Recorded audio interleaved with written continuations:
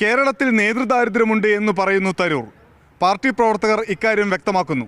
2026 വിജയിക്കാൻ കോൺഗ്രസിൻ്റെ അടിസ്ഥാന വോട്ടുകൾക്കപ്പുറമുള്ള വോട്ടുകൾ സ്വരൂപിക്കാനാകണം. തിരുവനന്തപുരത്ത് തനിക്കത് സാധിച്ചു. കേരളത്തിലെ മികച്ച നേതാവിനെ കണ്ടെത്താനുള്ള സ്വതന്ത്ര ഏജൻസികളുടെ സർവേയിൽ താൻ മുന്നിലെന്ന് തരൂരിൻ്റെ അവകാശവാദം. പാർട്ടിക്ക് വേണമെങ്കിൽ അത് ഉപയോഗപ്പെടുത്താം, വേണ്ടെങ്കിൽ പുസ്തകം, പ്രഭാഷണം തുടങ്ങി ലോകവേദികൾ തന്നെ കാത്തിരിക്കുന്നുവെന്ന് തരൂർ.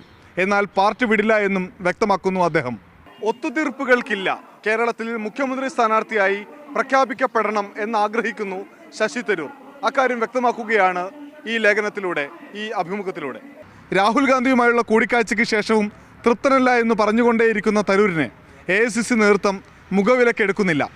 തിരഞ്ഞെടുപ്പിന് തൊട്ടു മുൻപ് കേരളത്തിലെ പാർട്ടിയിൽ പ്രതിസന്ധി ഉണ്ടാക്കാനാണ് തരൂരിൻ്റെ ശ്രമം എന്ന് വിശദീകരിക്കുന്ന AICC വൃത്തങ്ങൾ തരൂരിനെ പാർലമെന്റിനകത്തും പുറത്തും വേണ്ട വിധം പരിഗണിച്ചുവെന്നും വ്യക്തമാക്കുന്നു. ലോക്സഭയിൽ ഒരേ ഒരു പാർലമെന്റ് സമിതിയുടെ അധ്യക്ഷ സ്ഥാനം കിട്ടിയപ്പോഴും പാർട്ടി അത് നൽകിയത് തരൂരിനാണ് എന്ന് കോൺഗ്രസ് ദേശീയ നേതൃത്വം ചൂണ്ടിക്കാട്ടുന്നുണ്ട്.